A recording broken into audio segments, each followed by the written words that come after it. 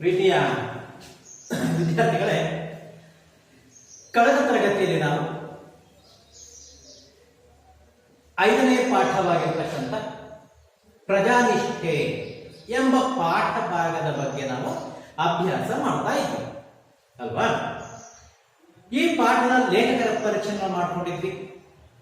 ಲೇಖಕ ಯಾರು? ಸಾಶಿ ಮರುಳಯ್ಯ ಅಲ್ವಾ. ಈ ಲೇಖಕರ ಪೂರ್ಣ ಹೆಸರಿನ ಮಕ್ಕಳೇ ಸಾಸಲು ಶಿವರುದ್ರಯ್ಯ ಮರುಳಯ್ಯ ಅಂತಕ್ಕಂಥ ಇವರ ಪೂರ್ಣ ಹೆಸರು. ಇವರ ಕಾಲ ಎಷ್ಟು ಜನಿಸಿದ್ರು ಇವರು? 1931ರಲ್ಲಿ ಇವರು ಜನಿಸಿದರು. ಎಲ್ಲಿ ಜನಿಸಿದರು ಮಕ್ಕಳೇ? ತುಮಕೂರು ಜಿಲ್ಲೆ ಚಿಕ್ಕನಾಯಕನಹಳ್ಳಿ ತಾಲೂಕಿನ ಸಾಸಲು ಎಂಬ ಗ್ರಾಮದಲ್ಲಿ ಇವರು ಜನಿಸಿದ್ರು ಅಲ್ವಾ. ಇವರು ಬರೆದಿರ್ತಕ್ಕಂಥ ಕೃತಿಗಳು ಯಾವ ಮಕ್ಕಳೇ? ಶಿವತಾಂಡವ, ಕೆಂಗನಕಲ್ಲು, ವಚನ ವೈಭವ ಅಲ್ವಾ, ಹಾಗೆ ನಾಟ್ಯ ಮಯೂರಿ ಮೊದಲಾಗಿರ್ತಕ್ಕಂಥ ಅನೇಕ ಕೃತಿಗಳನ್ನು ಇವರು ಬರೆದಿದ್ದಾರೆ. ಹಾಗೆ ಇವರು ಬರ್ತಿರ್ತಕ್ಕಂಥ ಪ್ರಶಸ್ತಿಗಳು ಯಾವುವು? ಕರ್ನಾಟಕ ರಾಜ್ಯೋತ್ಸವ ಪ್ರಶಸ್ತಿ, ಕರ್ನಾಟಕ ಸಾಹಿತ್ಯ ಅಕಾಡೆಮಿ ಪ್ರಶಸ್ತಿ, ದೇವರಾಜ ಬಹದ್ದೂರು ಪ್ರಶಸ್ತಿಗಳು ಸಹ ಇವರಿಗೆ ಲಭಿಸಿವೆ ಅಲ್ವಾ ಮಕ್ಕಳೇ. ಈ ಲೇಖಕರ ಪರಿಚಯದ ನಂತರ ನಾವು ಪಾಠದ ಆಶಯವನ್ನು ಹಾಗೆಯೇ ಪಾಠದ ಪ್ರವೇಶವನ್ನು ನಾವು ಅಭ್ಯಾಸ ಮಾಡಿ ಪಾಠವನ್ನ ಅಭ್ಯಾಸ ಮಾಡ್ತಾ ಇದ್ದೀವಿ ಅಲ್ವಾ. ಏನಾಗುತ್ತೆ ಇಲ್ಲಿ? ಹೊಯ್ಸಳ ಸಾಮ್ರಾಟ. ಯಾರು ಹೊಯ್ಸಳ ಸಾಮ್ರಾಟ? ಯಾರು? ವಿಷ್ಣುವರ್ಧನ ಅಲ್ವಾ.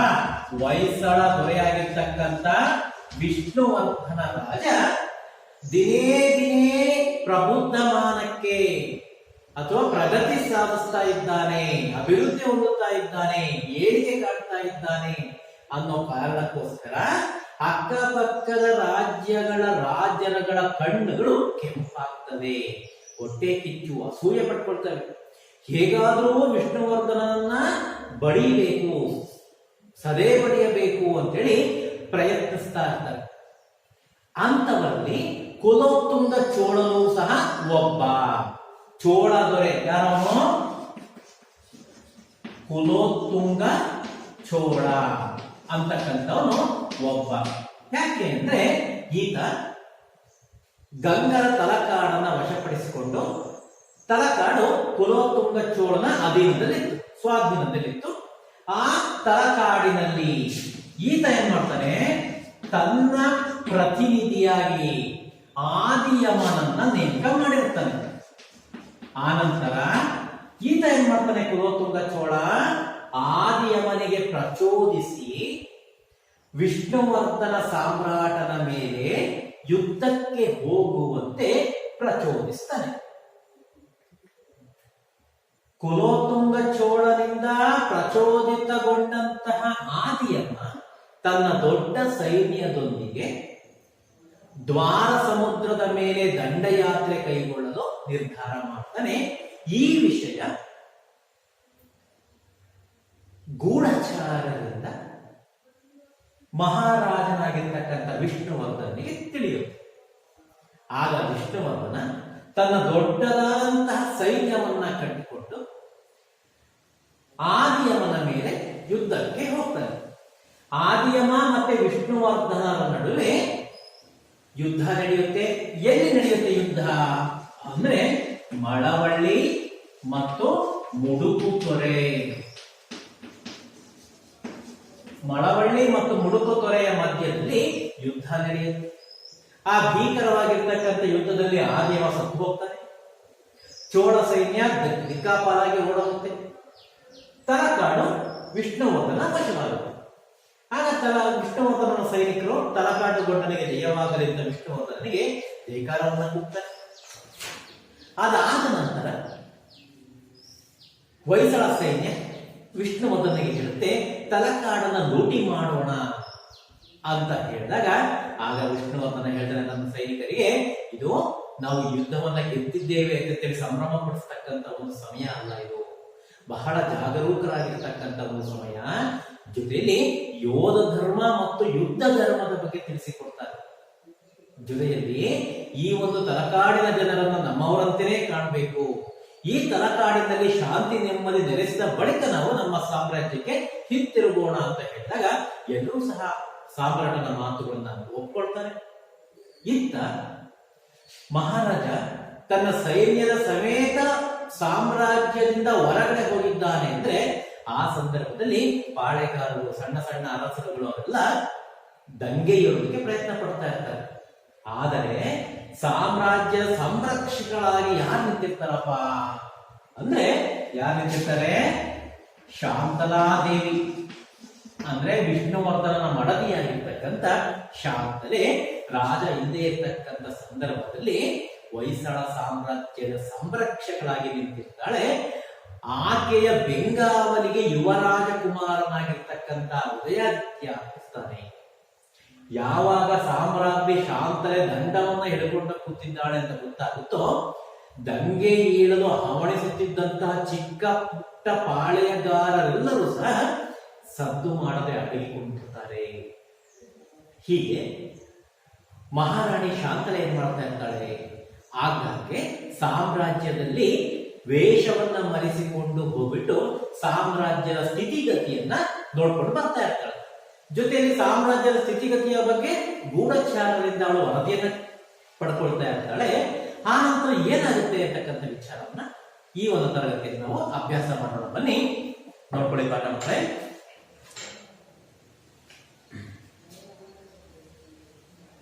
ಒಮ್ಮೆ ತಾನು ಗಂಡುಣಿಗೆಯನ್ನುಟ್ಟು ಯುವರಾಜ ಕುಮಾರ ಉದಯಾದಿತ್ಯರನ್ನು ಜೊತೆಯಲ್ಲಿ ಕರೆದುಕೊಂಡು ಬೆಳಗಿನ ಜಾವಕ್ಕೆ ಕುದುರೆ ಏರಿ ದ್ವಾರ ಸಮುದ್ರದ ದ್ವಾರದಿಂದ ಹೊರಹೊರಟಳು. ರಾಜ್ಯದ ದಕ್ಷಿಣ ಭಾಗವನ್ನು ವೀಕ್ಷಿಸುವ ಸಲುವಾಗಿ ಬೆಳ್ಗೊಳ, ಬಾಣಾವರ ನಾಡುಗಳನ್ನು ದಾಟಿ ಅಂದೇ ಸಂಜೆ ದಕ್ಷಿಣ ಭಾಗವನ್ನು ವೀಕ್ಷಿಸುವ ಸಲುವಾಗಿ ಬೆಳ್ಗೊಳ, ಬಾಣಾವರ ನಾಡುಗಳನ್ನು ದಾಟಿ ಅಂದೇ ಸಂಜೆ ತೆಂಗಿನ ಸೀಮೆಯ ಹಳ್ಳಿಯೊಂದರ ಬಳಿ ಬಂದರು. ಅದರ ಹೆಸರು ಬನದಮ್ಮನ ಹಳ್ಳಿ. ಊರ ಆಚೆ ಬನಶಂಕರಿಯ ದೇವಾಲಯ ಭವ್ಯವಾಗಿ ಬೆಳಗುತ್ತಿತ್ತು. ಅಲ್ಲಿ ಹೋಗಿ ದೇವಿಗೆ ನಮಸ್ಕರಿಸಿ ಪಯಣವನ್ನು ಮುಂದುವರಿಸುವುದೆಂದು ಆಲೋಚಿಸಿ ಅಲ್ಲಿಗೆ ನಡೆದರು. ಆದರೆ ಬನಶಂಕರಿಯ ದೇವಾಲಯದ ಮುಂಭಾಗದ ಕಟ್ಟೆಯ ಮೇಲೆ ನೂರಾರು ಜನರು ಒಂದು ಪಂಚಾಯಿತಿ ನೆರೆದುದು ಕಂಡು ಬಂತು. ಯಾವುದೋ ಹಳ್ಳಿ ಜಗಳ ಇರಬೇಕೆಂದು ಅಂದುಕೊಂಡಳು ಶಾಂತಲೆ. ಆದರೆ ಅದು ಜಗಳವಾಗಿರಲಿಲ್ಲ. ಏನೋ ಒಂದು ಹೊಸ ಬಗೆಯ ನ್ಯಾಯವನ್ನು ಬೇಡಬೇಕಿತ್ತು. ಮಕ್ಕಳೇ, ಇಲ್ಲಿ ಏನಾಗುತ್ತೆ? ಇಲ್ಲಿ ಒಂದು ಬಾರಿ ಇದೇ ರೀತಿ ಸಾಮ್ರಾಜ್ಯದಲ್ಲಿ ಸಂಚಾರ ಮಾಡುವ ಸಲುವಾಗಿ ಹೊರಡ್ತಾಳೆ. ಗಂಡುಡುಗೆಯನ್ನು ಧರಿಸ್ತಾಳೆ ಶಾಂತಲ ದೇವಿ. ಗಂಡುಡುಗೆ ಅಂದ್ರೆ ಮಕ್ಕಳಲ್ಲಿ ಪುರುಷ ವೇಷ, ಗಂಡಸಿನ ವೇಷವನ್ನ ಧರಿಸಿಕೊಂಡು ಅವಳು ತನ್ನ ಯುವರಾಜ ಕುಮಾರನಾಗಿರ್ತಕ್ಕಂಥ ಉದಯಾದಿತ್ಯನ ಜೊತೆಯಲ್ಲಿ ಬೆಳಗಿನ ಜಾವ ಕುದುರೆಯನ್ನ ಏರ್ಬಿಟ್ಟವರು ದ್ವಾರ ಸಮುದ್ರದ ದ್ವಾರದಿಂದ ಹೊರಟಳು. ದ್ವಾರ ಸಮುದ್ರದಿಂದ ಹೊರಟಳು. ದ್ವಾರ ಸಮುದ್ರಕ್ಕೆ ಈಗಿನ ಹೆಸರೇನಿದೆ ಮಕ್ಕಳೇ? ದ್ವಾರ ಸಮುದ್ರ ಹೊಯ್ಸಳರ ರಾಜಧಾನಿ ದ್ವಾರ ಸಮುದ್ರ ಅಲ್ವಾ? ದ್ವಾರ ಸಮುದ್ರಕ್ಕೆ ಈಗ ಏನಂತ ಕರಿತೀವಿ? ಹಳೇ ಬೀಡು. ಹಳೇ ಬೀಡು ಅಂತ ಕರಿತೀವಿ. ಅಂದ್ರೆ ಹಳೇ ಬೀಡು ದ್ವಾರ ಸಮುದ್ರದ ದ್ವಾರದಿಂದ ತನ್ನ ಯುವರಾಜ ಕುಮಾರನಾಗಿರ್ತಕ್ಕಂಥ ಉದಯಾದಿತ್ಯನ ಜೊತೆಯಲ್ಲಿ ಗಂಡು ವೇಷವನ್ನು ಧರಿಸಿಕೊಂಡವಳು ಕುದುರೆಯನ್ನು ಹಾಕೊಂಡು ಹೊರಡ್ತಾಳೆ. ರಾಜ್ಯದ ದಕ್ಷಿಣ ಭಾಗವನ್ನು ಅಂದ್ರೆ ತನ್ನ ಸಾಮ್ರಾಜ್ಯದ ದಕ್ಷಿಣ ದಿಕ್ಕಿನ ಕಡೆಗೆ ಹೋಗ್ತಾಳೆ. ಆ ದಕ್ಷಿಣ ಭಾಗವನ್ನು ನೋಡುವ ಸಲುವಾಗಿ ಅವಳು ಬೆಳ್ಗೊಳ, ಬಾಣಾವರ ಅಂದ್ರೆ ಈಗಿನ ಬಾಣಾವರ ಮತ್ತೆ ಬೆಳ್ಗೊಳ, ಶ್ರಾವಣ ಬೆಳಗೊಳ ಮತ್ತು ಬಾಣಾವರ ನಾಡುಗಳನ್ನು ದಾಟಿಯಲು ಅಂದೇ ಸಂಜೆ ತೆಂಗಿನ ಸೀಮೆಯ ಹಳ್ಳಿಯೊಂದರ ಬಳಿ ಬರ್ತಾರೆ. ತೆಂಗಿನ ಸೀಮೆ ಅಂದ್ರೆ ತೆಂಗನ್ನ ಅತಿ ಹೆಚ್ಚು ಬೆಳೆಯುವಂತಹ ಪ್ರದೇಶ. ಅರ್ಥ ಆಯ್ತಾ? ನಮ್ಮ ಕರ್ನಾಟಕ ರಾಜ್ಯದಲ್ಲಿ ತೆಂಗನ್ನ ಅತಿ ಹೆಚ್ಚು ಬೆಳೆತಕ್ಕಂಥ ಪ್ರದೇಶ ತುಮಕೂರು ಜಿಲ್ಲೆ, ತಿಪಟೂರು ಅಂತ ಕರಿತೀವಿ. ತುಮಕೂರು ಜಿಲ್ಲೆ ಕಾಣ್ತೀವಿ. ಹಾಗೆಯೇ ಈ ಒಂದು ತೆಂಗಿನ ಸೀಮೆಯ ಒಂದು ಹಳ್ಳಿಯೊಂದರ ಹತ್ರ ಬರ್ತಾರೆ. ಆ ಹಳ್ಳಿಯ ಹೆಸರೇನಿದೆ ಅಂದ್ರೆ ಬನದಮ್ಮನ ಹಳ್ಳಿ ಅಂತಕ್ಕಂಥ ಒಂದು ಹಳ್ಳಿಯ ಹೆಸರು. ಯಾವ ಹಳ್ಳಿ? ಬನದಮ್ಮನ ಹಳ್ಳಿ ಅಂತ. ಈ ಬನದಮ್ಮನ ಹಳ್ಳಿಯಲ್ಲಿ ಒಂದು ದೇವಾಲಯ ಇತ್ತು. ಯಾವ ದೇವಸ್ಥಾನ ಇತ್ತು? ಬನಶಂಕರಿ ದೇವಸ್ಥಾನ ಇತ್ತು. ಬನದಮ್ಮನಹಳ್ಳಿಯಲ್ಲಿ ಬನಶಂಕರಿ ದೇವಸ್ಥಾನ ಇತ್ತು. ಇವ್ರೇನ್ ಮಾಡ್ತಾರೆ, ಆ ದೇವಸ್ಥಾನಕ್ಕೆ ಹೋಗಿ ಆ ದೇವತೆಗೆ ನಮಸ್ಕಾರ ಮಾಡ್ತಾರೆ. ನಮಸ್ಕಾರ ಮಾಡಿ ಅಲ್ಲಿಂದ ಪ್ರಯಾಣವನ್ನು ಮುಂದುವರಿಸಬೇಕು ಅಂತೇಳಿ ಆಲೋಚಿಸಲಿಗೆ ಬರ್ತಾರೆ. ಆದರೆ ಬನಶಂಕರಿ ದೇವಾಲಯದ ಮುಂಭಾಗದಲ್ಲಿರ್ತಕ್ಕಂಥ ಕಟ್ಟೆಯ ಮೇಲೆ ನೂರಾರು ಜನ ಸೇರ್ಕೊಂಡಿದ್ರು. ಅದು ನೋಡಿದ ತಕ್ಷಣ ಶಾಂತನಿಗೆ ಗೊತ್ತಾಯಿತು, ಏನೋ ಪಂಚಾಯಿತಿ ನಡೀತಾ ಇದೆ, ಏನೋ ಹಳ್ಳಿ ಜಗಳ ಇರಬೇಕು ಅಂತ ಅವಳು ತಿಳ್ಕೊಳ್ತಾರೆ. ಆದ್ರೆ ಅದು ಜಗಳ ಆಗಿರ್ಲಿಲ್ಲ, ಅದು ಏನೋ ಒಂದು ರೀತಿಯ ನ್ಯಾಯವನ್ನ ನ್ಯಾಯ ಪಂಚಾಯಿತಿ ಆಗಿತ್ತು. ನ್ಯಾಯವನ್ನ ಬಿಡ್ತಾ ಇದ್ರು. ಅದು ಏನ್ ನ್ಯಾಯ ಬಿಡ್ತಾ ಇದ್ರು ನೋಡ್ಕೊಳ್ಳಿ ಮುಂದೆ.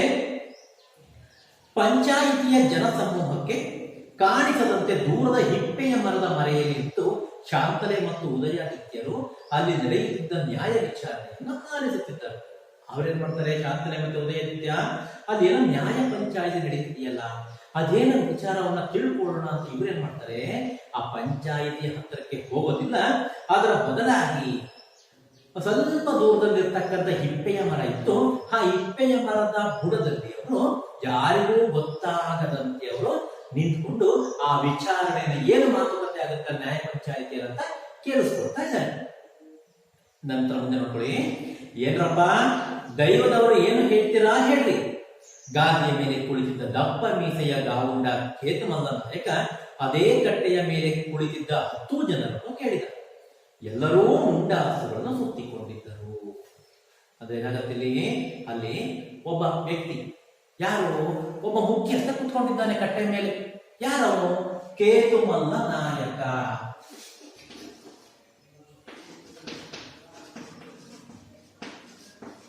ಕೇತುಮಲ್ಲ ನಾಯಕ ಅಂತಕ್ಕಂಥವನು ಗಾವುಂಡ ಅಂದ್ರೆ ಊರಿನ ಪ್ರಮುಖ, ಗ್ರಾಮದ ಮುಖ್ಯಸ್ಥ, ಗೌಡ ಅಂತ ಕರಿತೀವಲ್ಲ, ಆ ಗೌಡ ಕೂತ್ಕೊಂಡಿದ್ದಾನೆ.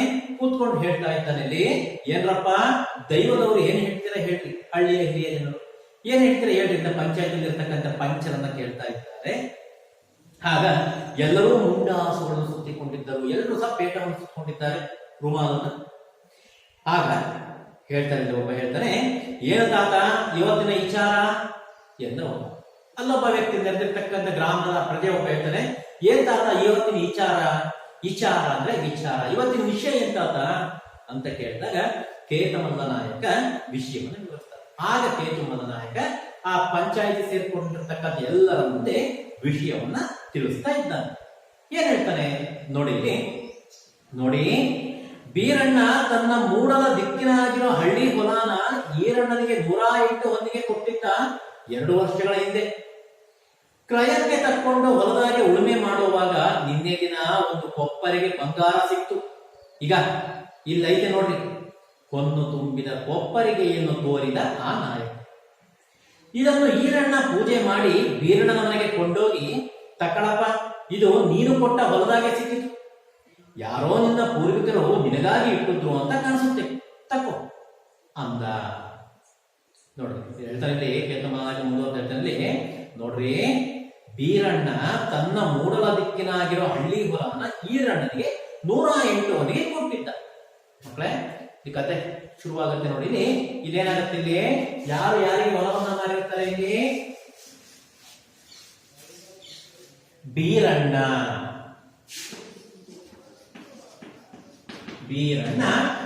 ಈರಣ್ಣನಿಗೆ ಹೊಲವನ್ನ ಮಾರಿರ್ತಾನೆ. ಎಷ್ಟು ಹೊತ್ತಿಗೆ ಮಾರಿರ್ತಾನೆ? 108 ಹೊನ್ನು. ನೋಡಿ 108 ಹೊನ್ನಿಗೆ ಈ ಒಂದು ತನ್ನ ಒಂದು ಮೂಡಲ ದಿಕ್ಕು ಅಂದ್ರೆ ಪೂರ್ವ ದಿಕ್ಕಿನಲ್ಲಿರ್ತಕ್ಕಂಥ ಹೊಲವನ್ನ ಬೀರಣ್ಣ ಈರಣ್ಣನಿಗೆ ಕೊಟ್ಟಿದ್ದ. ಹೀಗೆ ಕ್ರಯಕ್ಕೆ ತಕ್ಕೊಂಡು ಹೊಲದಾಗೆ ಉಳುಮೆ ಮಾಡುವಾಗ ನಿನ್ನೆ ದಿನ ಒಂದು ಕೊಪ್ಪರಿಗೆ ಬಂಗಾರ ಸಿಕ್ತು. ಈ ರೀತಿ ಹೊಲದಲ್ಲಿ ಈ ರೀತಿ ಬೀರಣ್ಣನಿಂದ ಕೊಂಡುಕೊಂಡಂತ ಹೊಲದಲ್ಲಿ ಈರಣ್ಣ ಉಳುಮೆ ಮಾಡ್ತಾ ಇದ್ದಾನೆ. ಉಳುಮೆ ಮಾಡ್ತಿರ್ತಕ್ಕಂಥ ಸಂದರ್ಭ ಏನ್ ಸಿಗುತ್ತೆ, ನನಗೆ ಒಂದು ಕೊಪ್ಪರಿಗೆ ಬಂಗಾರ ಸಿಕ್ತು, ಚಿನ್ನ ಹೊನ್ನು ಸಿಕ್ತಂತೆ. ಅಂದ್ರೆ ಬಂಗಾರ ಒಂದು ಕೊಪ್ಪರಿಗೆ ಅಂದ್ರೆ ಅಗಲವಾಗಿರ್ತಕ್ಕಂಥ ಬಾಯಿ ಉಳ್ಳಂತಹ ಒಂದು ಲೋಹದ ಪಾತ್ರೆ, ಅದನ್ನ ಕೊಪ್ಪರಿಗೆ ಅಂತ ಕರಿತೀವಿ. ಅಲ್ಲಿ ಚಿತ್ರದಲ್ಲಿ ಕಾಣುತ್ತೆ ನೋಡಿ ಮತ್ತೆ, ಆ ಒಂದು ಅಗಲವಾಗಿರ್ತಕ್ಕಂಥ ಪಾತ್ರೆ ಅಂದ್ರೆ ಅಂತಹ ಒಂದು ಕೊಪ್ಪರಿಗೆ ಬಂಗಾರ ಸಿಕ್ತಂತೆ. ಆ ಹೊನ್ನು ತುಂಬಿದ ಕೊಪ್ಪರಿಗೆ ಅಂದ್ರೆ ತಂದಿದ್ರು ಪಂಚಾಯತ್ನಲ್ಲಿ. ಆ ಪಂಚಾಯತ್ ಇರ್ತಕ್ಕಂಥ ಕೊಪ್ಪರಿಗೆ ತೋರ್ಸೋಣಪ್ಪ, ಇದೇನು ಆ ಒಂದು ಸಂಪತ್ತು, ಈ ಒಂದು ಬಂಗಾರ ಇದನ್ನ ಈರಣ್ಣ ಪೂಜೆ ಮಾಡಿ ಬೀರಣ್ಣನಿಗೆ ಕೊಂಡೋಗಿ ತಕ್ಕಳಪ್ಪ, ಇದು ನೀನು ಕೊಟ್ಟ ಹೊಲದಾಗಿ ಸಿಕ್ಕಿತು, ಯಾರೋ ನಿನ್ನ ಪೂರ್ವಿಕರು ನಿನಗಾಗಿ ಇಟ್ಟಿದ್ರು ಅಂತ ಕಾಣಿಸುತ್ತೆ, ತಪ್ಪು ಅಂದ. ಈ ಕೊಪ್ಪರಿಗೆ ಹಣವನ್ನ ಈರಣ್ಣ ಏನ್ ಮಾಡ್ತಾನೆ, ಮನೆಗೆ ತೆಗೆದುಕೊಂಡು ಹೋಗಿ ಪೂಜೆ ಮಾಡಿ ಬೀರಣ್ಣನ ಮನೆಗೆ ತಗೊಂಡ್ಬಂದು ಕೊಡ್ತಾನೆ ಬೀರಣ್ಣನಿಗೆ. ಬೀರಣ್ಣ, ಇದು ನೀನು ನನಗೆ ಕೊಟ್ಟಂತಹ ಹೊಲದಲ್ಲಿ ಈ ಹಣ ಸಿಕ್ತು, ನಿನ್ನ ಪೂರ್ವಿಕರು ನಿನಗೆ ಅಂತೇಳಿ ಇಟ್ಟಿದ್ರು ಅನ್ಸುತ್ತೆ, ತಗಳಪ್ಪ ಇದು ನಿನಗೆ ಹಣ ಅಂತ ಹೇಳಿದಾಗ ಮುಂದೆ ಏನಾಗುತ್ತೆ ನೋಡ್ಕೊಳ್ಳಿ. ಇಲ್ಲಿ ಬೀರಣ್ಣ ಒಪ್ಪಲಿಲ್ಲ. ಅಲ್ಲವೇನಪ್ಪ ಬೀರಣ್ಣ ಕೇಳಿದ ಕೇತಮಲ್ಲ, ಹೌದು ಗೌಡಪ್ಪ, ಹೊಲ ಮಾರಿದ ಮ್ಯಾಗೆ ಹಣ ಕೊಟ್ಟು ಮ್ಯಾಗೆ ಆ ನೆಲದ ಮೇಲೆ ನನಗೇನೈತೆ ಹಕ್ಕು, ಅದ್ರಾಗೆ ಸಿಕ್ಕಿದ್ದೆಲ್ಲ ಹೊಲ ಕೊಂಡುಕೊಂಡ ಒಡೆಯಲು ತಾನೆ. ನೋಡಿ ಮುಂದುವರೆದು ಹೇಳ್ತಾನೆ ಇಲ್ಲಿ, ಬೀರಣ್ಣನ ಒಪ್ಪಲಿರುವಂತೆ. ಅಲ್ವೇನಪ್ಪ ಬೀರಣ್ಣ ಅಂತೇಳಿ ಕೇತುಮಲ ನಾಯಕ ಕೇಳ್ತಾ ಇದ್ದಾನೆ ಬೀರಣ್ಣನಿಗೆ. ಆಗ ಬೀರಣ್ಣ ಹೇಳ್ತಾನೆ, ಹೌದು ಗೌಡಪ್ಪ, ಹೌದು, ಹೊಲ ಮಾರಿದ ಮ್ಯಾಗೆ ಹಣನ ತೆಗೆದುಕೊಂಡ್ಬಿಟ್ಟಿದ್ದೀನಿ, ನಾನು ಅಲ್ಲೇ ಹೊಲವನ್ನು ಮಾರ್ಬಿಟ್ಟಿದ್ದೀನಿ, ಆ ಒಂದು ಭೂಮಿ ಮೇಲೆ ನನಗೆ ಹಕ್ಕೇ ಇಲ್ಲ ಅಂತದ್ರಲ್ಲಿ ಅದ್ರ ಸಿಕ್ಕಿದ್ದೆಲ್ಲ ಹೊಲವನ್ನ ತೆಗೆದುಕೊಂಡವ್ರಿಗೆ ಅಲ್ವಾ ಸೇರ್ಬೇಕಾಗಿರೋದು ಅಂತ ಕೇಳ್ತಾ ಇದ್ದಾನೆ ಬೀರಣ್ಣ. ಆದರೆ ಅದಕ್ಕೆ ನಾನಪ್ಪಲ್ಲ ಗೌಡಪ್ಪ, ಈರಣ್ಣ ಹೇಳ್ತಾನೆ. ಅವನು ಹೇಳ್ತಾ ಇದ್ದಾನೆ, ಕತೆಗೆ ಏನಾಗಿದೆ, ಈರಣ್ಣ ಹೇಳ್ತಿದ್ದಾನೆ, ಗೌಡಪ್ಪ ಅವನ ಮಾತಿಗೆ ನಾನು ಒಪ್ಪೋದಿಲ್ಲ, ನಾನು ಹಣ ಕೊಟ್ಟಿದ್ದು ಮಣ್ಣಿಗೆ ಹೊರತು ಅದರಲ್ಲಿ ಸಿಕ್ಕೋ ಹೊನ್ನಿಗಲ್ಲ, ಈ ಹೊನ್ನು ಬೀರಣ್ಣಂದೆ. ಯಾಕೆ ಅಂತೀರೋ, ಆ ಹೊಲ ಇವನ ಪಿತ್ರಾರ್ಜಿತ ಆಸ್ತಿ, ಏನೋ ಕಷ್ಟ ಬಂತು ಅಂತ ನನಗೆ ಮಾರಿದ, ಮಾರುವಾಗ ಅದರಾಗಿನ ಹೊನ್ನು ನಿಂದೆ ಅಂತ ಹೇಳಿರಲಿಲ್ಲ, ಅಂದ ಮೇಲೆ ಹೊನ್ನು ಅವಂದೇ, ನಂದಲ್ಲ ಹೇಳ್ತಾನೆ ಈರಣ್ಣ. ನೋಡಪ್ಪ, ಅದು ಅವರ ಪಿತ್ರಾರ್ಜಿತ ಆಸ್ತಿ, ಬೀರಣ್ಣನ ಪೂರ್ವಿಕರ ಪಿತ್ರಾರ್ಜಿತ ಆಸ್ತಿ, ಅದು ಏನೋ ಕಷ್ಟ ಬಂತು ಅಂತ ನನಗೆ ಮಾರಾಟ ಮಾಡ್ದ. ಅವನು ನನಗೆ ಮಾರಾಟ ಮಾಡಿರ್ತಕ್ಕಂಥದ್ದು ನೆಲವನ್ನ ಮಾತ್ರ, ನೆಲದಲ್ಲಿ ಸಿಗ್ತಕ್ಕಂಥ ಬಂಗಾರ ಮಾರಾಟ ಮಾಡಿಲ್ಲ ಅವನು, ಅದರಿಂದಾಗಿ ಆ ಹೊನ್ನು ನನಗಲ್ಲ, ನಂದಲ್ಲ, ಅವಂದೇ ಅಲ್ಲ ಅಂತೇಳಿ ಹೇಳ್ತಾ ಇದ್ದಾನೆ ಬೀರಣ್ಣ. ಆಗ ಬೀರಣ್ಣ ಹೇಳ್ತಾನೆ, ಅದೆಂಗಾದಾತು, ತಂಬಲ ಉಗದ ಮ್ಯಾಲೆ ಮತ್ತೆ ಎತ್ತಿ ಬಾಯಿಗೆ ಹಾಕೊಳ್ಳೋ ಕೆಟ್ಟತನ ಬೇಡ, ಹೊನ್ನು ಹೊಲ ಕೊಂಡುಕೊಂಡ ಈರಣ್ಣಂದೇ, ಅವನು ತಗೊಳ್ಳೋ ಹಂಗ ಮಾಡಿ ಉಪಕಾರ ಮಾಡಬೇಕು ದೈವದವರು ಎಂದು ಹೇಳಿದ ಬೀರಣ್ಣ. ಅವ ಬೀರಣ್ಣ ಸಿಟ್ಟು ಬರುತ್ತೆ, ಹೇಳ್ತಾನೆ, ಅದೆಂಗಾದಾತು, ತಂಬೂಲ ಉಗದ ಮೇಲೆ, ತಂಬೂಲ ಅಂದ್ರೆ ತಾಂಬೂಲ ಅಂದ್ರೆ ಎಲೆ ಅಡಿಕೆ, ಸುಮ್ಮನೆ ನಾವು ತಾಂಬೂಲ ಹಾಕೊಳ್ತೀವಿ, ತಾಂಬೂಲ ಹಾಕೊಂಡು ಎಲೆ ಅಡಿಕೆ ಹಾಕೊಂಡು ಜಗದಾಗ ಉಗಿತೀವಲ್ಲ, ಅದನ್ನ ತಾಂಬೂಲ ಅಂತ ಕರಿತೀವಿ. ಅಂತಹ ಉಗುಳನ್ನ, ತಂಬೂಲವನ್ನ ಉಗಿದು ಮತ್ತೆ ಬಾಯೊಳಗೆ ಹಾಕೊಳ್ಳಕ್ಕಾಗುತ್ತಾ? ಅದರಿಂದಾಗಿ ಹೇಗಾದ್ರೂ ಮಾಡಿ ಅವನೇ ಈ ಹಣವನ್ನು ತೆಗೆದುಕೊಳ್ಳುವಂತೆ ಮಾಡ್ರಿ ಅಂತ ಹೇಳಿ ಬೀರಣ್ಣ ಏನ್ ಮಾಡ್ತಾ ಇದ್ದಾನೆ, ದೈವದವರ ಮುಂದೆ, ಪಂಚಾಯತರ ಮುಂದೆ ಇರ್ತಾ ಇದ್ದಾನೆ. ಆಗ ಕಟ್ಟೆಯ ಮೇಲಿದ್ದ ದೈವದವರಿಗೆ ಏನೋ ತೋಚಲಿಲ್ಲ. ಕಡೆಗೆ ಮುಖ್ಯಸ್ಥನಾದ ಕೇತುಮನ್ನ ಹಿಡಿದ, ಹೋಗಲಿ ಬಿಡಿ, ಇಬ್ಬರಿಗೂ ಬ್ಯಾಡವಾದ ಒಂದು ರಾಜ್ಯದ ಬೊಕ್ಕಸ ಸೇರಲಿ ಅಂತ. ಅವ ಕೇತುಮನ ನಾಯಕ ಹೇಳ್ತಾ, ಯಾರಿಗೂ ಅದನ್ನ ಪಂಚಾಯತಿ ನ್ಯಾಯ ತೀರ್ಮಾನ ಮಾಡ್ಲಿಕ್ಕೆ ಬರೋದಿಲ್ಲ, ಗೊತ್ತಾಗೋದಿಲ್ಲ. ಆಗ ಕೇತುಮದ ನಾಯಕನೇ ಹೇಳ್ತಾರೆ, ಸರಿ ನಿಮ್ಮಿಬ್ಬರಿಗೂ ಬೇಡವಲ್ಲ ಆ ಹಣ, ಅದು ಹಾಗಾದ್ರೆ ಅದು ರಾಜ್ಯದ ಬೊಕ್ಕಸವನ್ನ ಸೇರ್ಲಿ, ರಾಜ್ಯದ ಖಜಾನೆ ಸೇರ್ಲಿ ಬಿಡಿ ಅಂತ ಹೇಳಿದಾಗ, ಕೂಡಲೇ ಮರದ ಮರೆಯಲ್ಲಿದ್ದ ಶಾಂತಲೆ ಮುಂದೆ ಬಂದು ಕೂಡದು ಎಂದು ಕೂಗಿದರು. ಎಲ್ಲರೂ ಅತ್ತ ಕಣ್ಣು ಹಾಯಿಸಿದರು. ಗಂಡು ವೇಷದ ಶಾಂತಲೆ ಮತ್ತು ಉದಯಾದಿತ್ಯರು ಪಂಚಾಯಿತರ ಕಡೆಗೆ ಬರುತ್ತಿದ್ದುದು ಕಾಣಿಸಿತು. ಗಂಡುಡುಗೆಯನ್ನು ಹುಟ್ಟಿದ್ದ ಶಾಂತಲೆಯನ್ನು ಅವರು ಗಂಡಸೆಂದೇ ಭಾವಿಸಿದರು. ಅವರ ದೇಹ ಸೌಂದರ್ಯವನ್ನು ನೋಡಿ ಎಲ್ಲರಿಗೂ ಸಂತಸವಾಯಿತು. ಅವರನ್ನು ಮಾತನಾಡಿಸಬೇಕು ಎನಿಸಿತು. ಕೇತುಮಲ್ಲ ಕೇಳಿದರು. ನೋಡಿ, ಅಷ್ಟೊತ್ತಿಗೆ ಯಾವಾಗ ಕೇತುಮಲ ನಾಯಕ ರಾಜ್ಯಕ್ಕೆ ಸೇರಲಿ ದುಡ್ಡು ಅಂತ ಹೇಳ್ತಾನೋ, ತಕ್ಷಣ ಶಾಂತಲೆ ಅಲ್ಲಿಂದ ಕೂಗ್ಗಳು ಬರ್ತಾರೆ, ಕೂಡದು ಅದಾಗಬಾರ್ದು ಅಂತೇಳಿ. ಅಷ್ಟೊತ್ತಿಗೆ ಗಂಡು ವೇಷಧಾರಿಯಾಗಿರ್ತಕ್ಕಂಥ ಶಾಂತಲೆ ಎಲ್ಲರೂ ಸಹ ಗಂಡಸು ಅಂತಲೇ ಭಾವಿಸ್ತಾರೆ. ಶಾಂತಲೆ ಮತ್ತೆ ಉದಯಾದಿತ್ಯ ಇಬ್ಬರೂ ಸಹ ಆ ಪಂಚಾಯಿತಿಯ ಕಡೆಗೆ ಬರ್ತಾ ಇದ್ದಾರೆ. ಆ ಕೇತುಮಲ್ಲ ಹೇಳ್ತಾನೆ, ನೀವು ಯಾರೇ ಆಗಿರಿ, ಆದ್ರೆ ನೀವು ಈ ಹೊನ್ನು ರಾಜನ ಬೊಕ್ಕಸಕ್ಕೆ ಸೇರಬಾರದು ಅಂದಿರಲ್ಲ, ಯಾಕ್ರಿ? ನೀವು ಯಾರಾಗಿರ್ಲಿ, ಆದ್ರೆ ನೀವು ಈ ಹೊನ್ನನ್ನ ರಾಜ್ಯದ ಬೊಕ್ಕಸಕ್ಕೆ ಸೇರಬಾರ್ದು ಅಂದ್ರಲ್ಲ, ಯಾಕಂಗಂದ್ರಿ ಅಂತ ಕೇಳಿದಾಗ ಆಗ ಶಾಂತಲೆ ಹೇಳ್ತಾಳೆ, ತಾತ, ಬೊಕ್ಕಸಕ್ಕೆ ಸೇರಲು ಇದು ಸಾಮ್ರಾಟರ ದುಡಿಮೆಯಲ್ಲ, ಅವರ ಬೆವರಿನ ಫಲ ಅಲ್ಲ, ಅದು ಪ್ರಜೆಗಳ ಬೆವರಿನ ಫಲ ಹೇಳ್ತಾಳೆ ಶಾಂತಲೆ. ತಾತ, ಅದು ಸಾಮ್ರಾಜ್ಯಕ್ಕೆ ಸೇರೋದಕ್ಕೆ ಮಹಾರಾಜನ ಬೆವರಿನ ಫಲ ಅಲ್ಲ, ಅದು ಜೊತೆಲೆ ಅವನ ಸಾಮ್ರಾಟರ ದುಡಿಮೆನೂ ಅಲ್ಲ, ಅದು ಪ್ರಜೆಗಳ ಬೆವರಿನ ಫಲ. ಅದರಿಂದಾಗಿ ಪ್ರಜೆಗಳಿಗೆ ಸೇರಬೇಕು ಅಂದಾಗ, ಹೌದು, ಈ ಹೊನ್ನು ಪ್ರಜೆಗಳದ್ದು, ಹಾಗಾದರೆ ಪ್ರಜೆಗಳು ಯಾರವರು ಎಂದು ಪ್ರಶ್ನೆ ಹಾಕಿದ ಶಾಂತಲೆ ಉತ್ತರಿಸದವರು. ಆಗ ಕೇತುಮಲ್ಲ ಹೇಳ್ತಾನೆ, ಹೌದು ಇದು ಬಂಗಾರ ಹೊನ್ನು ಪ್ರಜೆಗಳು, ಆದ್ರೆ ಪ್ರಜೆಗಳು ಯಾರವರು, ಪ್ರಜೆಗಳು ಯಾಕೆ ಸೇರ್ಬೇಕು ಅಂದಾಗ ಶಾಂತಲೆಗೆ ಉತ್ತರ ಹೇಳೋದಕ್ಕೆ ಬರಲೇ ಇಲ್ಲ. ಆಗ ಕೇತುಮಲ್ಲನೇ ಮುಂದುವರೆದು ಹೇಳ್ತಾ ಇದ್ದಾನೆ, ಹೇಳು ನನ್ನಪ್ಪ, ನಾವೆಲ್ಲ ಹೊಯ್ಸಳೇಶ್ವರರ ಮಕ್ಕಳಲ್ಲವೇನಪ್ಪ, ಮಕ್ಕಳ ದುಡಿಮೆ ತಂದೆ ಇಲ್ಲವೇ, ಹೇಳು ನನ್ನಪ್ಪ, ನಾವೆಲ್ಲ ಮಹಾರಾಜನ ಮಕ್ಕಳಲ್ಲನಪ್ಪ, ನಾವು ಮಕ್ಕಳ ದುಡಿಮೆ ತಂದೆ ಸೇರ್ಬೇಕಲ್ವೇ ಅಂತ ಹೇಳಿದಾಗ, ಹೋಗಲಿ ನಿಮ್ಮ ಊರಿನ ಹಣ ನಿಮ್ಮೂರಿನ ಏಳಿಗೆಗೆ ವಿನಿಯೋಗ ಹೋಗ್ಲಿ. ಆ ಶಾಂತನ ಹೇಳ್ತಾಳೆ, ಆಯ್ತು ಹಾಗೆ ಆಗ್ಲಿ, ಆದ್ರೆ ನಿಮ್ಮ ಊರಿನಲ್ಲಿ ಸಿಕ್ಕಿರ್ತಕ್ಕಂಥ ಹಣ ನಿಮ್ಮ ಊರಿನ ಅಭಿವೃದ್ಧಿಗೆ ಖರ್ಚು ಮಾಡಿ ಅಂತ ಹೇಳ್ತಾಳೆ. ಆಗ ಹೇಳ್ತಾನೆ ಕೇತುಮಲ ನಾಯಕ, ಅಷ್ಟು ಸ್ವಾರ್ಥ ಯಾಕೋ ನನ್ನಪ್ಪ, ನಾರಾಯಣನಂತಹ ಮಹಾರಾಜರು, ಲಕ್ಷ್ಮಿಯಂತೆಯ ಮಹಾರಾಣಿ ಇರುವಾಗ ನಮಗೆ ಹಣಕ್ಕೆ ಕೊರತೆಯೇ, ನಮ್ಮೂರಿಗೆ ಯಾವುದೂ ಈಗ ಬೇಡ, ನಾವು ಒಂದು ಅರ್ಥದಲ್ಲಿ ತೃಪ್ತರು, ಏನಾದರೂ ಊರಿಗೆ ಬೇಕಾದ್ರೆ ನಾವೇ ಮಾಡಿಕೊಡ್ತೀವಿ, ಇದು ದೊರೆಯ ಹಣ, ದೊರೆಯ ತರೆಯ ಕ್ಷೇಮಕ್ಕೆ ಮೀಸಲು, ನಮಗೇನೂ ಕಷ್ಟ ಇಲ್ಲ, ನಾವು ಸುಖವಾಗಿ ನೆಮ್ಮದಿಯಾಗಿದ್ದೇವೆ, ಹಾಗೇನಾದ್ರೂ ಬೇಕು ಅಂತ ಹೇಳಿದ್ರೆ ಅದು ನಾವೇ ಮಾಡಿಕೊಡ್ತೀವಿ, ಇದು ರಾಜನಿಗೆ ಸೇರ್ಬೇಕಾಗಿರ್ತಕ್ಕಂಥ ಹಣ ಈ ಭೂಮಿಯ ಒಳಿತಿಗೆ ಹೋಗಿ ಇದು ಮೀಸಲಾಗಲಿ ಅಂತ ಹೇಳ್ತಾ ಇದ್ದಾನೆ ಕೇತುಮಲ್ಲ ನಾಯಕ. ಆಗ ಮಹಾರಾಣಿ ಶಾಂತಲೆ ಹೇಳ್ತಿದ್ದೀವಿ, ಅಣ್ಣಗಳಿಗ ನಿಮ್ಮಂತಹ ಪುಣ್ಯವಂತ ಪ್ರಜೆಗಳನ್ನು ಪಡೆದ ರಾಜ ಎಷ್ಟು ಭಾಗ್ಯವಂತನು ಇರಬಹುದು, ಅಂಥ ರಾಜರಾಣಿಯರನ್ನು ಪಡೆದ ನಾವು ಪುಣ್ಯವಂತರು ಎಂದ ಕೇತುಮಲ್ಲ. ಆ ಶಾಂತಲೆ ಹೇಳ್ತಾರೆ, ನಿಮ್ಮಂತಹ ಪ್ರಜೆಗಳನ್ನ ಪಡೆದಂತಹ ಮಹಾರಾಜ ಎಂಥ ಪುಣ್ಯ ಮಾಡಿದ್ದಪ್ಪ ಅಂತ ಹೇಳಿದಾಗ ಕೇತುಮಲ್ಲ ಹೇಳ್ತಾನೆ, ಅಂತಹ ರಾಜರಾಣಿಯರನ್ನು ಪಡೆದಿರ್ತಕ್ಕಂಥ ನಾವೇ ಪುಣ್ಯವಂತರು ಅಂದಾಗ ನಿಮ್ಮ ಸಮಾಗಮದ ಸೌಭಾಗ್ಯವನ್ನು ಕಂಡ ನಾವು ಪುಣ್ಯವಂತರು ಎಂದು ಮುಂದೆ ಬಂದ ಉದಯಕ್ಕೆ ಎಲ್ಲರೂ ಅಚ್ಚರಿಗೊಳ್ಳುವಂತೆ ನಡೆದರು. ನಿಮ್ಮಿಬ್ಬರ ಸಮಾಗಮವನ್ನು ಕಂಡಂತಹ ನಾವು ಪುಣ್ಯವಂತರು ಅಂತ ಉದಯಕ್ಕೆ ಹೇಳ್ತಾ ಎಲ್ಲರ ಮುಂದೆ ಬರ್ತಾನೆ. ಎಲ್ಲರಿಗೂ ಸಹ ಆಶ್ಚರ್ಯ, ಯಾಕೆ ಇಂತ ಮಾತಾಡ್ತಿದ್ದಾರಲ್ಲ ಇವರು ಅಂತ ಹೇಳಿದಾಗ ಆಗ ಮುಂದುವರೆದು ಹೇಳ್ತಾನೆ ಉದಯನಿತ್ಯ, ಅಣ್ಣಗಳಿಗ ಇವರು ಯಾರೆಂದ ತಿಳಿದಿರಿ, ಇವರೇ ನಿಮ್ಮ ಭಾಗ್ಯ ದೇವತೆ ಶಾಂತಲಾದೇವಿಯವರು, ಗಂಡುಡುಗೆಯಲ್ಲಿದ್ದುದರಿಂದ ನಿಮಗೆ ಗುರುತಿಸಲಾಗಲಿಲ್ಲ ನೋಡಿ ಎಂದು ಶಾಂತಲೆಯ ತಲೆಯ ಮೇಲಿನ ಮುಂಡಾಸು ತೆಗೆದ, ಅಂಟಿಸಿಕೊಂಡಿದ್ದ ಬೀಸಿನ ತೆಗೆದಳು ಶಾಂತಲೆ. ಹಾಗೆ ಹೇಳ್ತಾ ಮುಂದೆ ಬರ್ತಾಳೆ.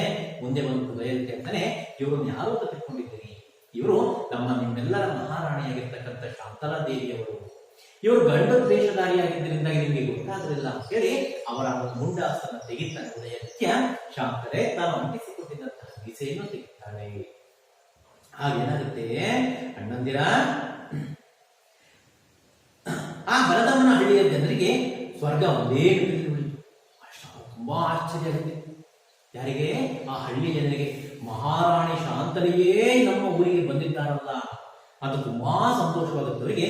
ಆ ಸಂತೋಷಕ್ಕೆ ಪಾರವೇ ಇಲ್ಲ.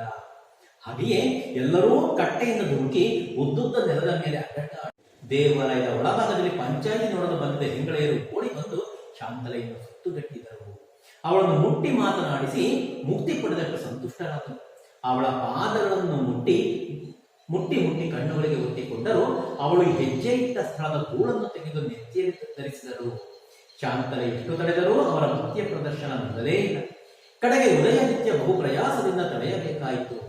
ಎಲ್ಲ ದೈವದವರು ಆ ಹಣವನ್ನು ಬೊಕ್ಕಸಕ್ಕೆ ಒಪ್ಪಿಸಿಕೊಳ್ಳದ ಹೊರತು ಮಹಾರಾಣಿಯವರು ಮತ್ತು ಯುವರಾಜರ ಪಾದಗಳನ್ನು ಬಿಡುವುದಿಲ್ಲ ಎಂದು ಹಠ ಮಾಡುವ ಶಾಂತಲೆ ಏನಾಗುತ್ತೆ, ಉದಯನಿತ್ಯ ಬಂದು ಹೇಳ್ತಾನೆ, ಇವರು ನಿಮ್ಮೆಲ್ಲರ ಮಹಾರಾಣಿ ಶಾಂತಲಾದೇವಿಯವರು ಅಂದಾಗ ಊರಿನ ಜನರಿಗೆ ಸಂತೋಷಕ್ಕೆ ಪಾರವೇ ಇಲ್ಲ.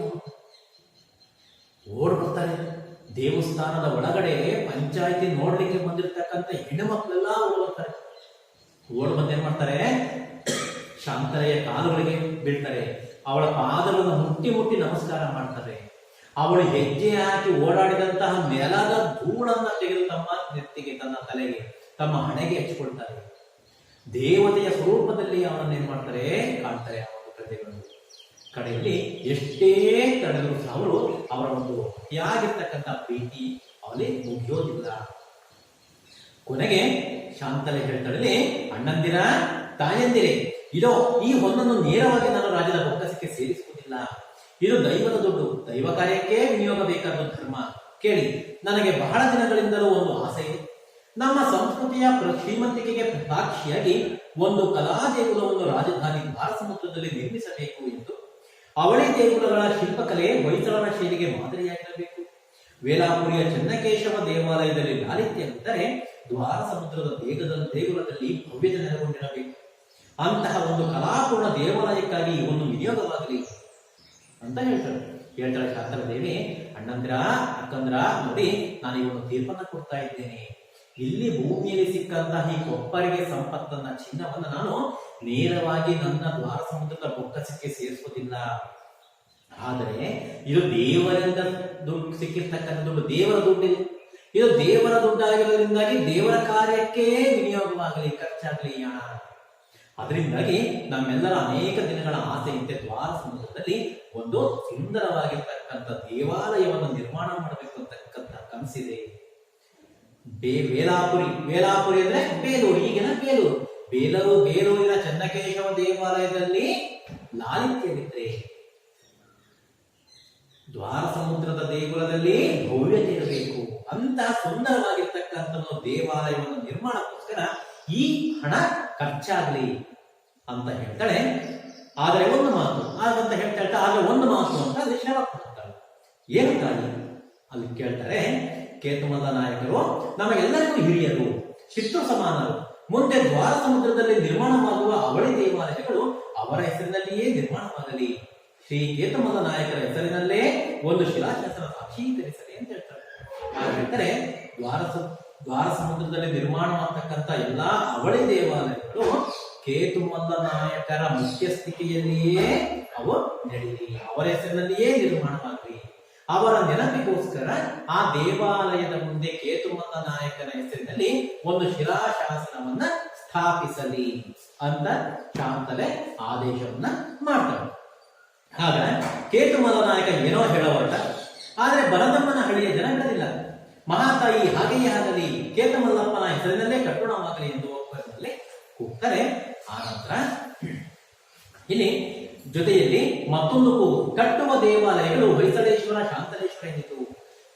ದ್ವಾರ ಸಮುದ್ರದಲ್ಲಿ ಕಟ್ಟುವಂತಹ ಎರಡು ಅವಳೇ ದೇವಾಲಯಗಳು, ಒಂದು ಹೊಯ್ಸಳೇಶ್ವರ ದೇವಾಲಯ, ಮತ್ತೊಂದು ಶಾಂತಲೇಶ್ವರ ದೇವಾಲಯಗಳಾಗಲಿ ಅಂತ ಜನತೆ ಎಲ್ಲ ಅಲ್ಲಿ ಕೂಗಿ ಹೇಳ್ತಾರೆ.